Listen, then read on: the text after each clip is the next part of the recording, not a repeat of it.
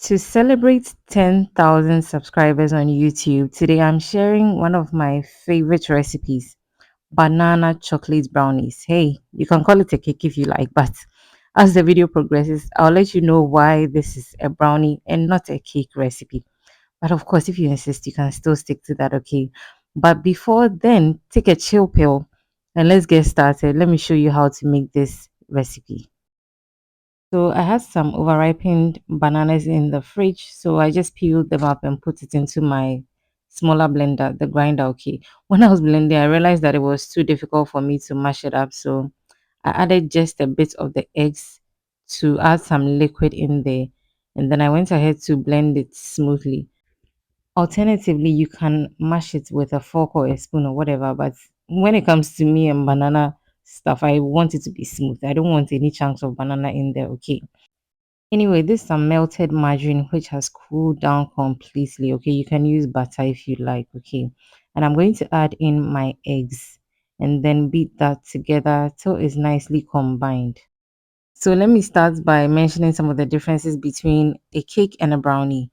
It lies in the ingredients and then the texture as well.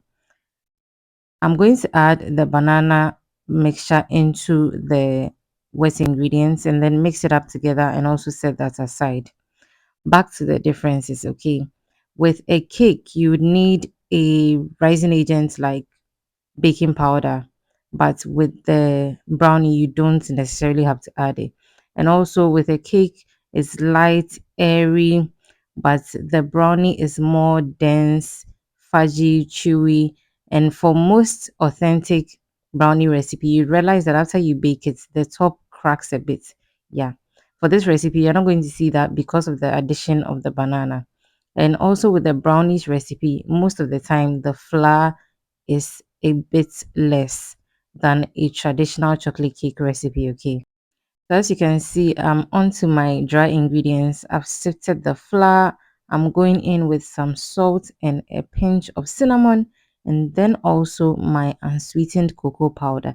This is the bitter cocoa powder. Do not use the one that has sugar. Okay, like I always say, if you want a richer cake or brownie or whatever pastry you are making, use unsweetened cocoa powder.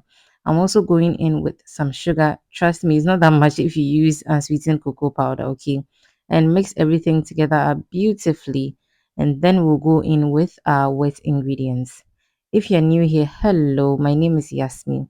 Please consider subscribing and joining this amazing blooming family. I bet you'd want to be part of us here because you're going to enjoy your stay. If you're a returning subscriber, also thank you so much for coming back to watch me. And if you've watched the video till this end, I'm assuming you like what you're watching or you are enjoying one or two things or learning one or two things. Okay, so please give me a thumbs up on the video whilst you keep watching.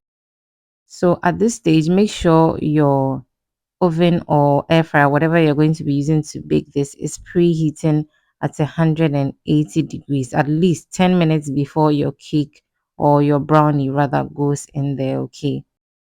So once you realize all the ingredients are mixed together properly, just stop mixing, or else your brownie will be too dense. It will be too, I don't know how to put it again, but like cakey, too firm. Okay. Next, I'm also going in with some golden tree chocolate. Oh, I really love golden tree chocolate. Okay. I'm going to add it into the mix for that enhanced flavor. It's unnecessary, trust me, but it is very necessary as well. So just add it if you're making this recipe. So I put it in my aluminum foil bowl. See, my because of my laziness, this is what I'm using to bake the brownies. When I'm done, I just discard it and there's nothing to wash, okay? But this goes into the oven for 25 to 30 minutes. And when it's out, just allow it to cool down completely before serving. In fact, I enjoy brownies with vanilla ice cream. And it's so good. And I'm sure you'd love it too. So do stick with this recipe. Try it and let me know how it turns out. Once again, I would like to thank all 10,000 of you, even though some of you refuse to watch my videos, but we'll get there. We'll get there. Please watch, subscribe, leave a comment down below. On your way out, share, and let's keep this family growing. If you have an aversion to banana, don't worry. I'll leave a link to one of the recipes where I didn't add banana at all, so you can try that recipe if you like. It's been amazing hanging out with you guys. I hope you've enjoyed my company as well. But until I see you again in another video, as always, keep blooming.